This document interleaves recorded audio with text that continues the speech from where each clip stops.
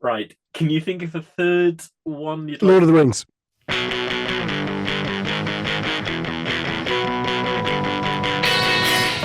Welcome to this episode of Rule of Carnage. This is a series of conversations, videos, podcasts, I don't know, probably transcribed somewhere on the internet, where myself, Glenn Ford, a games designer and developer, and my good friend Mike Hutchinson, also a games designer and developer, talk about designing better miniatures games. So recently we've been doing a little series of a mini series of us talking about redesigning miniatures games, or and more appropriately, how we would approach the design brief of games that already exist, rather than like trying to fix them or alter them, but just go, okay, what would our way be into this? Mm. So we talked about Weird World War One. We've talked about mech games. Um, as we were about to start this conversation, I said to Mike, what should we talk about on the next one? And Mike said, Lord of the Rings. Not just Lord of the Rings. How would you design Lord of the Rings? Yeah, so Um, let's make a Lord of the Rings miniatures game. Let's redesign Middle Earth strategy battle game. yeah, I think that's because it's a really interesting one, and I think it's a question about what is interesting about Lord of the Rings and what is going on with the Middle Earth strategy battle game itself, and what relationship that game has to what is interesting about Lord of the Rings. Is redesigning Middle Earth strategy battle game different from designing a Lord of the Rings game? Well, maybe we'll avoid that particular snake pit. I think like one of the things that designing a miniatures game for Lord of the Rings, let's imagine we just got given the license. Mm-hmm. One of the things that I think is so interesting is that there are so many game representations of Lord of the Rings at this point. Simply, just looking at role-playing games, there are like three or four currently in print role-playing games that tackle different elements. The number of card and board games in print right now for Lord of the Rings is just like Mm-hmm. insane. It always baffles me that there are new ones coming out. It doesn't really baffle me, but like I am unable to keep track of what they all are and what they all do. And every time I walk past Waterstones, there are like another one that I haven't seen before. Yeah. Um, and so yeah, and so like it's also on my mind because I'm currently building a Weathertop board ready for a game day that we've got coming up soon, and thinking about this and like why I'm excited about gaming. And also, like the most recent White Dwarf that I purchased is not the most recent one that got published, but like the one that I've been reading on the crapper recently. And I was chatting to a good friend of mine who recently bought the new box, the things of Rohin and the new movie that came out. And anyway, there's a box, and there are some Mm-hmm. people in it that have nothing to do with Lord of the Rings and whatever. Who cares? Um, and I suppose that's my intro. That's my like route into this design question. Is like, okay, I have a story. I have like we can call it a property, but like I have a story that I loved, and then it got like made into some movies that are like super beloved by me as well. And we have a set of characters, and we have set of situations, and we have a set of kind of adversaries, and those are the things that like when our friends were like, hey, have you ever actually played the Lord of the Rings miniatures game, like can we play it? And I was like, yeah, I played it a bit. I will only play it if you will let me recreate the scenes of the first movie, because that's actually all I want to do. And I think that's my route in here. Is like I don't want to play the deep history of Rohan. What I want to do is I want to follow the Fellowship, and I want to find fun ways of gaming the key scenes. Mm-hmm. Now there are other opportunities. There are other routes in. Like I've been reading, Fiddlesticks. What's the name of it? There's a free league role playing game, the One Ring, maybe it's called, and that one's like there's a map and it's hexes and it's all about travel, and like every mechanic in it is like linking into like let's tell a story just as we do in The Hobbit and The Lord of the Rings of like the traversal of perilous terrain, and like that I think is a beautiful way for a role playing game to to deal with it, because like one of the the first thing you see as a consumer of the Lord of the Rings book is a map, and so like very much like your imagination of this world is through the map. And so if the role-playing game is 100% dialed into the map as the core artifact of play, that's wonderful. I don't think that works for a miniatures game.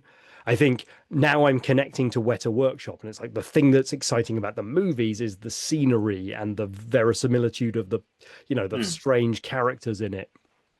So I think that like the question of designing a Lord of the Rings miniatures game, I think starts with the question as to me, there's three things that Lord of the Rings miniatures game can be. One, it can be One. a game that recreates the literal scenes and beats and moments of the Yep. movies and books.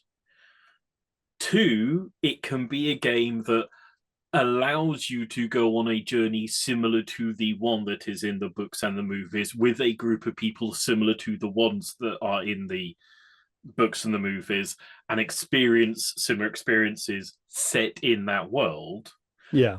Three, it can be a skirmish game set in that world. Yeah.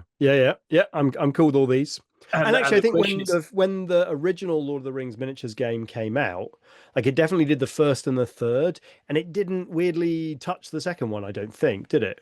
so there was actually an option where you could rebuild the fellowship, and it gave specific routes for when different parts of the fellowship would have to be removed as you went through the stuff. Yeah, sure. I mean, that's essentially some scenario setup stuff, but it doesn't deal with the trust relationships between the fellowship members, such that like your fellowship might break at a different point in your campaign, because Mm, like I find the what is it called? The War of the Ring board game to be mm, delicious in this regard, in that it doesn't slavishly recreate the beats of the Lord of the Rings, but it sets the stage in such a similar way that, like, when exactly specific battles occur, or specific, like, when Gandalf leaves the Fellowship is uncertain. Like it's tuned to the point that it would make sense around the right time, but because you can take different routes.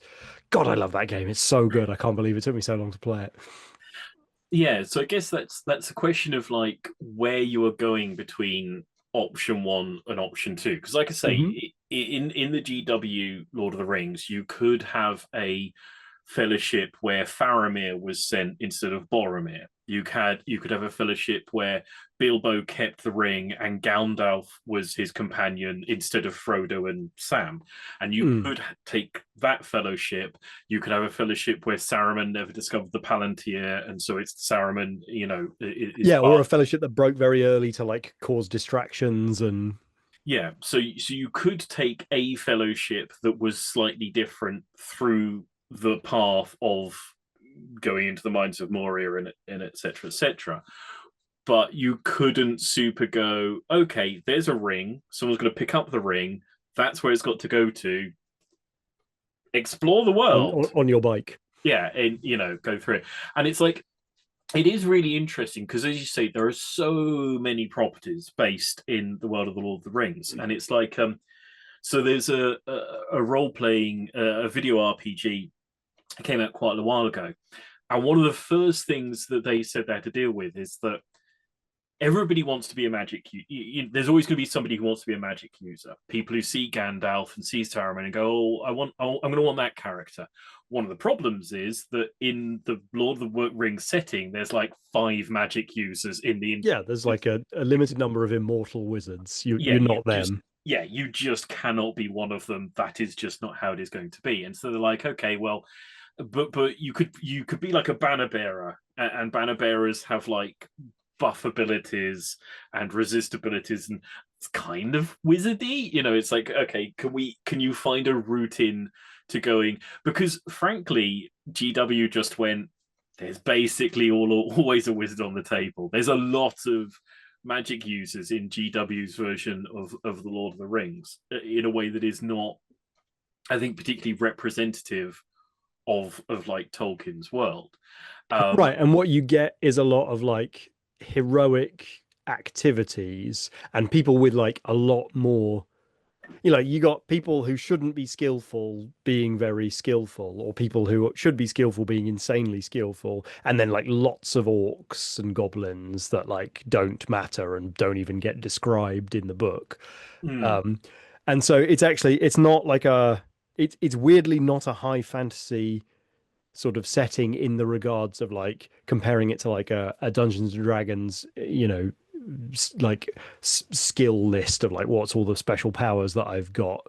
Um, but I think that like yeah, games where you've got like g- games where like fighters get lots of special moves and you can do lots of cool stuff and you've got like tactical stuff available to you. Like I'd mm, maybe be looking at like, because I'm not going to have very many people on the table, I'd like their abilities to be a little bit gritty and a little bit, distinguished from each other. And I'd like a bit of crunch in like, the actions that are available to Legolas are not the same as the actions that are available to Aragorn. And I want, for that party to like, the fact that they've got all these little archetypes, the fact that the fellowship is built up of these different archetypes, like a RPG party, I think is interesting and like worthy of almost worthy of like not trying to boil them down to like an easy stat line where everyone just has like a choice between, is it a hand axe or is it a great axe? Like that to me doesn't seem interesting. It's like what is the fighting style of a Dunedain versus the dwarf or whatever. okay, so I think like you would want to be. PS 45 millimeter. I mean 54 millimeter. So you would be wanting to do a game that went through the journey of the Fellowship specifically from the books, or I don't know. I wasn't until you mentioned that like a campaign system where we like don't know exactly how we get there, but we do get there. And I really so like that. there was a RPG on the PS2 that was very similar to Final Fantasy, which was Lord of the Rings RPG, where you were a group of there was a dwarf and there was a human and there was a elf and I think at various points were halflings and elves and whatever, Mm. and you were going on a journey that was basically like two rooms over from where the fellowship were at any given time, and you were like, and at points your path would like cross over theirs, and like you'd be fighting somebody and then like Aragorn would run in and off the dude and then like run off again, and you were like, oh, we heard that they're doing this thing, and you were like, trying to do a different but important thing. You weren't involved with Right, the because ring yeah, like getting itself. rid of the ring is the main thing that matters, but there are lots of other things going on. It's a whole war. Absolutely. And so I think like I would be interested in a game that said, okay, step one is you're going to lay out your hero's journey. You're going to have a path that your hero is going to go through. They're going to start somewhere around here-ish. They're going to have this kind of ultimate goal. It doesn't have to be throwing the ring into Mount Doom. It could be doing something else. It could be killing the Witch King. It could be, taking a message to Lothlorien, whatever it happens to be. Mm. And it has to have X many beats to it. The other thing that I would really want to do in a game like this is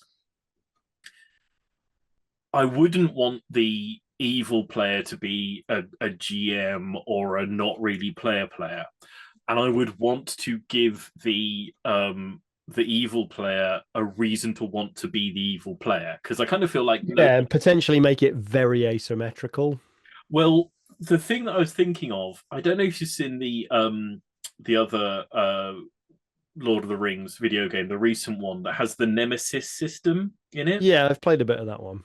I would like to give the evil player an equivalent to the Nemesis system, where like Mm. if a particular named bad guy comes in and does a certain thing and even gets defeated in a Yeah, and certain way. like because like the script writers of the Hobbit movies agree with you because like I mean I've read The Hobbit a few times. I might be dim-witted, but like I don't think there is like a big named goblin guy with a hook hand in it, as far as I remember.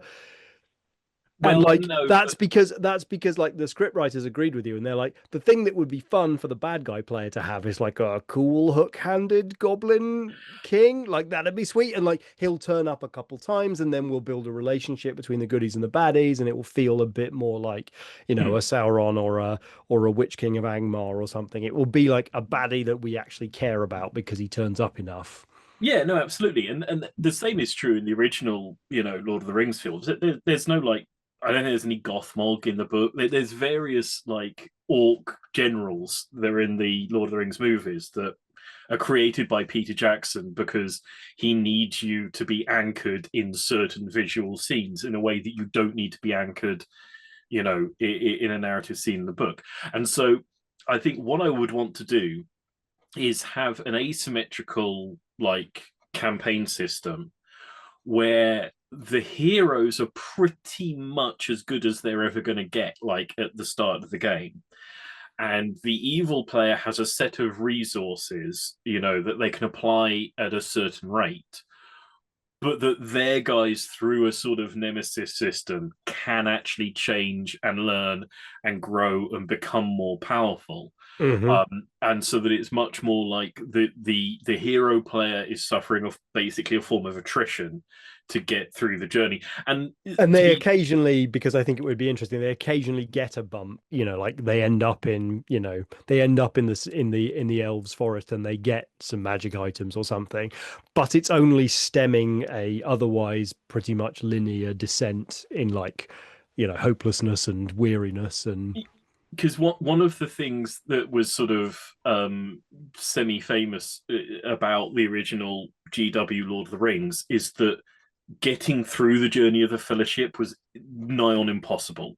You had to be an absolute master to actually go through the scenarios in the full campaign system because of the attrition that you suffered. You just couldn't make it sort of all the way through, and I think that's very suitable. I think it should be an incredibly taxing thing to do the full like the full journey of the Fellowship. And so I think it would also be interesting to say like, okay, here's a whatever 3 or 4 scenario route for your version of a Fellowship and a task they have to do. That's tricky and balanced. And here's like a 6 journey one, and then here is the actual journey of the Fellowship, the 8 scenario thing, which is like right, you the get expert mode. This is nightmare difficulty. yeah, because it's like you're literally doing, the Fellowship do something that shouldn't be possible and save the world and are incredibly legendary and important. And it should feel like there's like an achievement mode of if you actually make it through with the Fellowship in the actual Fellowship's journey, you should feel legitimately proud. It should be a Dark Souls kind of moment where you're like, Mm. what it was incredible that I did it, and it should have been Yeah, and I possible. think in that regard, like I definitely want that campaign system not to be permadeath. Like I'd want you to, if a game only takes 45 minutes but is exciting, like I want maybe the bad guy's nemesis system to keep ratcheting up, even though I Hmm. retry the scenario. But like I go back to the place that I was at, my nemesis ratchets up, and then we like try to play through it again, and I'm gonna have to get, so there is like it's not quite permadeath, but like I want it to be like because there is this problem I think in Kingdom Death Monster where it tries to replicate the difficulty curve of something like Dark Souls, but it ends up Hmm. playing quite poorly with a a 45-minute long or an hour and a half long kind of replay. But I agree that like getting through those 8 scenarios should feel like it was difficult and maybe like almost like a Pandemic Legacy or something. Like, sometimes I had to play the scenario 2, maybe 3 times to get through it. And, because I played it 3 times, like, yeah, the evil player got more resources. Yeah, I feel like the analogy I would use is less permadeath, more that you should give the good player a sort of save scumming, ability where it's Yeah. like you get to the end of the scenario and then the good player is offered, do you want to accept that result and move on to the next scenario? Or and the evil player is going to get what the evil player is going to get, Yeah. whichever Or do you way want to you play play. for a slightly better outcome? Or do you want to play through again? And it's like the good player is going to lose some resources. Mm. Definitely, they are going to lose their whatever their equivalent of might and fate points is. But it's like this was an incredibly tough scenario and you lost Pippin or the equivalent thereof. Is that an acceptable sacrifice versus okay, well, you lost Aragorn, you're going to be replaying it, right? And the Right. fact that you're giving the evil player, a tick up in power, where they're like, yeah, you replay this thing as many times as you like, because every time, I'm going to get a tick up. And I think I it's think that, yeah, I think that's really exciting. Like, I would really like to play that campaign system. I think that, like, that sort of relationship between wanting to do well and then deciding to cut my losses, that feels quite novel. I like that a lot. yeah, I think it's always interesting when you've got a player who is very powerful but is suffering attrition, Hmm. and you've got a player who is very weak but is building up in power. I think that's always a very interesting dynamic in a sort of asymmetrical game. And And I think, like, as the evil player in that situation, like, I think I would be excited to be like, oh yeah, in this first game, I just get like a handful of goblins and a wolf, and like, by the third game, I've got a cave troll, and like by the end, I'm like rocking these like hardened, orc lieutenants and all this nonsense.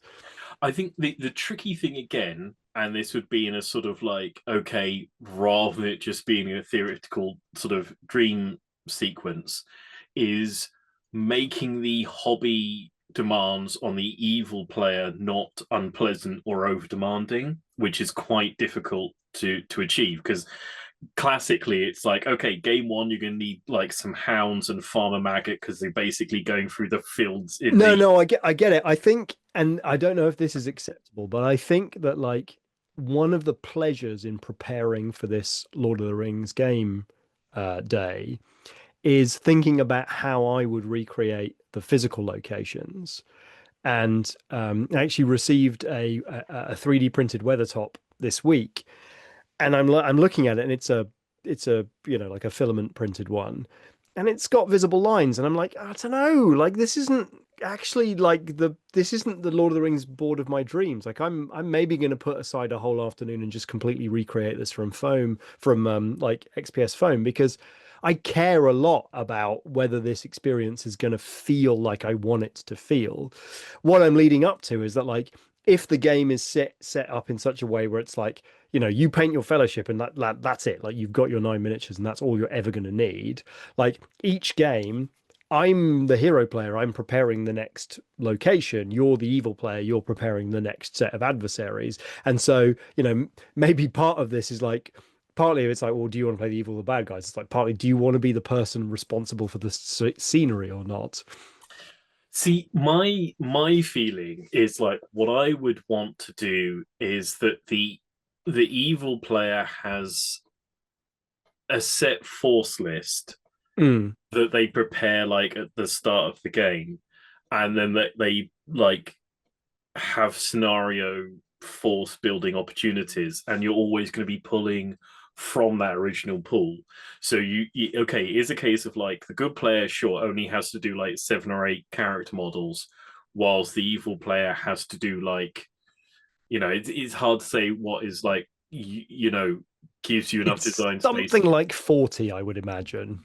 Yeah, because well, 40 definitely gives you tons of design space. Is that overly onerous? And I think there's a sweet spot between like I 20 think builds. yeah, I think reinforcements probably gives you a an opening there where it's like, yeah, yeah, like you should probably have 10 goblins, but like you'll end up deploying 30. Because I wouldn't want to say to the evil player, okay, well, you're basically going to have to invest like 10 times as much money into this as the good player.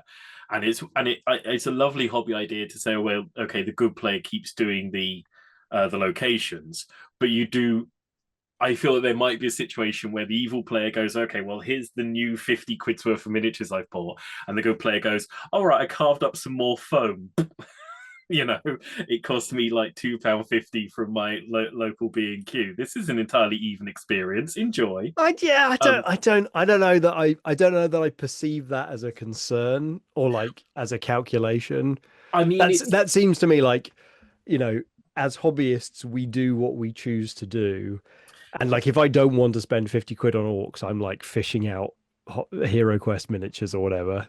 I mean, when the original like GW1 came out, it was why people really struggled with the original like character driven one, is that nobody wanted to be the evil player, nobody wanted to constantly be having to like invest into making things enjoyable for somebody else, and that's why like So I mean, I joked about this, but like I think that's another reason why I think that if I was going to play Lord of the Rings, like I would like to do it at a larger scale. Like I would like to do it at 40 mil or 54 mil. And partly that would allow me to dial in to like a medium close up in the movie and not, like it's lovely to do a zoomed out Helm's Deep in 10 mil or whatever. It's lovely to do a kind of, those wide shots that you get where just as Boromir's dying and there's lots of orcs and you've got like 30 orcs or whatever. But then you zoom in again and you do that kind of medium close up where there's like 3 or 4 orcs fighting one guy. And I think that's the level at which, for a skirmish game, you want to kind of engineer the game too. So that exactly as you say, like as the evil player, you're not really rocking more than like 5 orcs at a time. well, this thing, it's like, so I feel like the way I would want to do it is that it's almost the evil player in it is almost doing like an evil fellowship's journey to a degree, where he's Mm. like got bands of. But what I would probably want to do is essentially the evil player has 3 bands of villains, and you could share like some of the grunts back and forth to ease it off. And like game one, the fellowship encounters Gothmog leading his wolf riders, and then game four they're going to encounter him, and then so on. And on game two they're going to encounter Ratgob and his goblin scuttlers, and game three they're going to encounter you know Trollface and his cave troll. And then like essentially the 3 evil bands are doing like a 3 hop each time. So like on game four you like re-encounter the dude who's come back, like, oh god, that guy, he's back again, and he's toughened up and etc etc. Mm.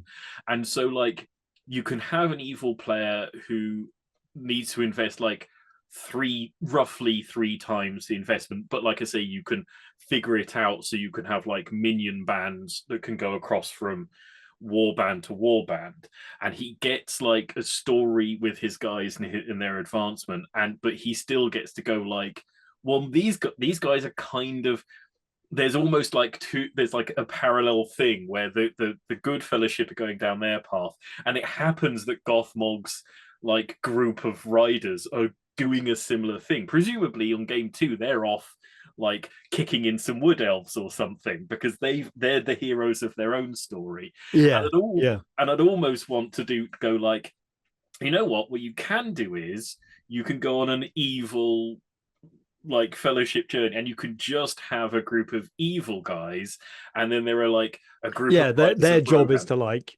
steal something from Lothlorien, or like, they're the like backup guys that are supposed to find the Hobbit in the Shire or whatever. Yeah, and they're going through their journey, and then they're going to encounter like a group of riders of Rohan led by Rohan Face, and a group of Lothlorien, what I mean, and they're doing the Yeah, exact yeah, same thing. And then you could almost, if you were like super committed to it, go like, okay, and now let's overlap these two things, so that on game one our two fellow good and evil fellowship meet, and then they go off on their 2 things, and then game four it's the 2 fellowships that meet again. And that would be like the super overarching, like really mad, the equivalent of playing Mighty Empires with Warhammer Fantasy Battle and Man of War. But I'd like to give people that sort of crazy epic level of a thing to yeah. be I mean, able to do. that's the sort of like expert mode where it's like, hey, do you want to collect miniatures for like most of most of Middle Earth? Because if you do, here's the format that will like maximize the usage of that collection, like Yeah, narratively. yeah, and it's an option to be like, okay, this probably all sane people will play this as an asymmetrical game. Hmm. But here's a mirrored version where it's technically not asymmetrical. It's an incredibly Hmm. big commitment, but it is Yeah. not asymmetrical. You now have a symmetrical situation going on. And I think that would be a kind of, because I always wonder about what's going on with the bad guys. You know, it's like, what are they doing in the meantime? And I'd always like to see that. I really, really like love that scene where they're trying to sneak through Mordor and they're like it's just after they've been captured and then they've escaped and they're like hiding and they're just watching the like orcs like animosity and they're fighting each other and then they slip into the like column of people and it's such a fun little view into like what stories we could have been hearing if we'd have been following Sauron's side.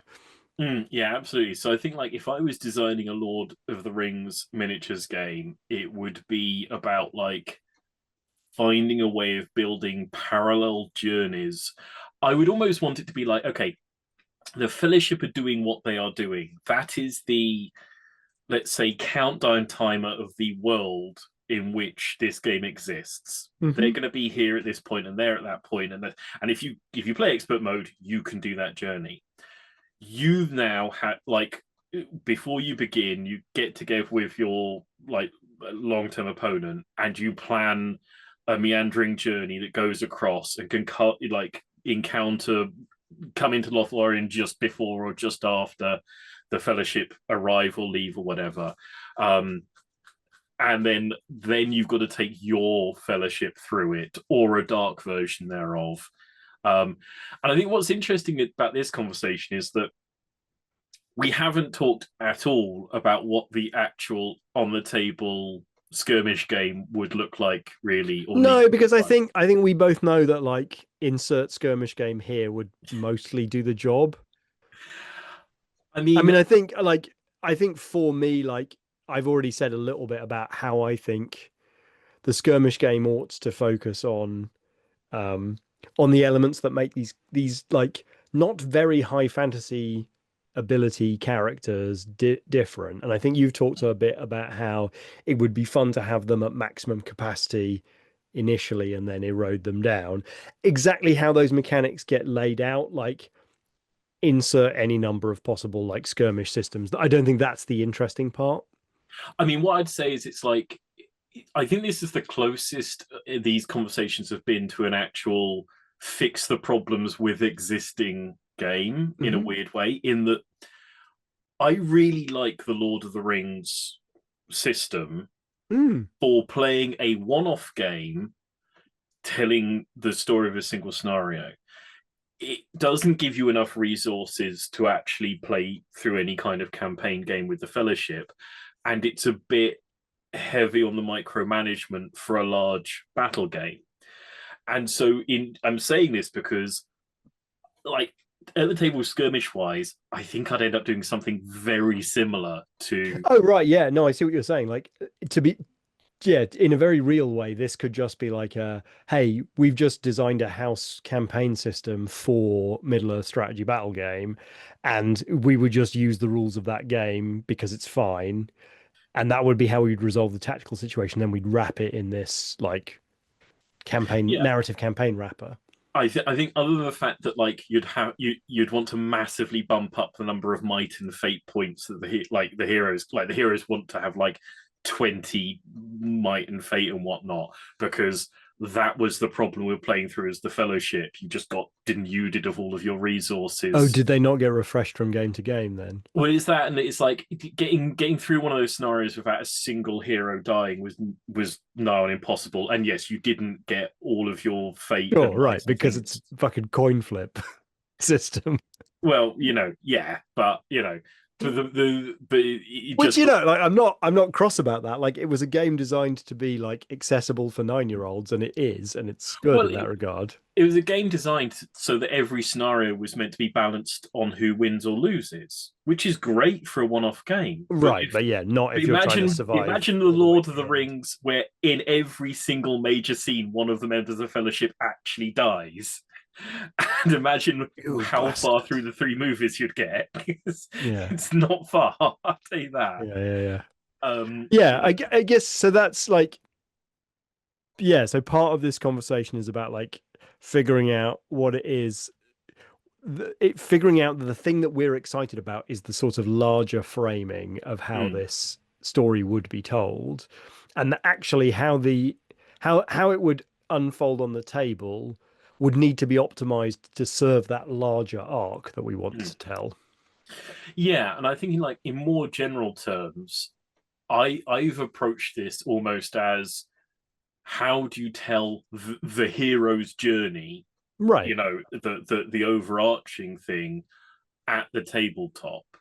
How do you make a And game? how do you facilitate two players to Mm, tell one hero's journey, yeah, or do we tell two?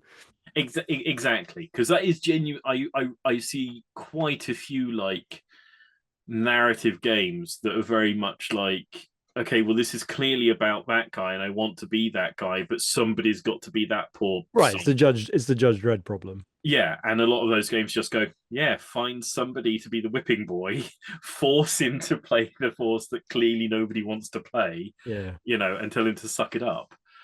Or they go like, okay, here's the AI system for the zombies, and I think finding a way in for it to be interesting and enjoyable to be the goblins, I think, is the interesting design challenge for. Well, and I think that like, to like go slightly sideways, that like that's why when you're making a big battle game, it's really good if you have like a morally gray setting where like Hmm. everyone's the bad guy because like, okay, cool. Like I don't mind if I play the Empire or the Goblins, like they're all assholes.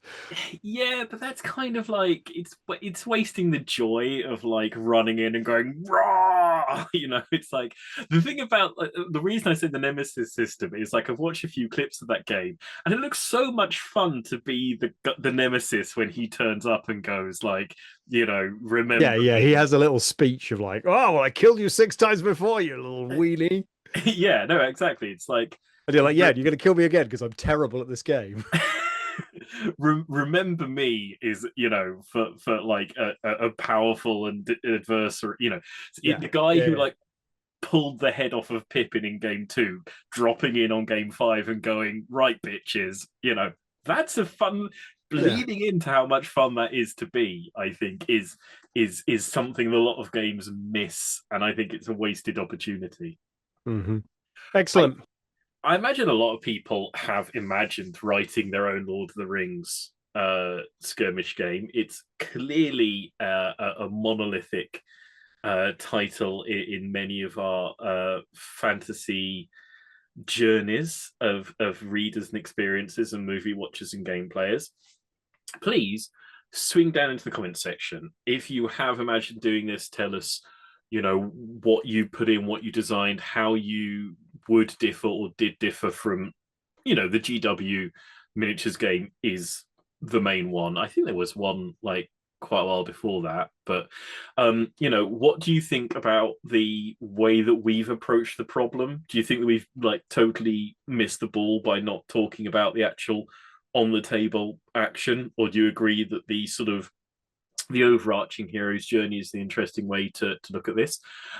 As you're down there giving us some comments and engagement, please hit the like and subscribe buttons, and then check out the links section, just there-ish or something, from which you'll be able to go to our Discord and talk to other people who have watched the Lord of the Rings movies, talk to them about how you tell that sort of a journey and that sort of story. Yeah, I don't Uh, think we're unreasonably characterizing our community in that regard.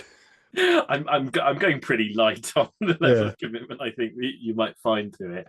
Um, Check out also in the link section where you can go across to our patrons, which you can use to support us in the channel directly, or the various other links in between the Discord and the Patreon God, link. there's a lot of internet. Yeah, there's a good deal of it out there, where you can go and buy various things that we've written, designed, created, and support the channel more indirectly. But for now, I think from this conversation, it'll be a thank you and goodbye. So thank you and goodbye. Bye bye. Cheers. Bye bye.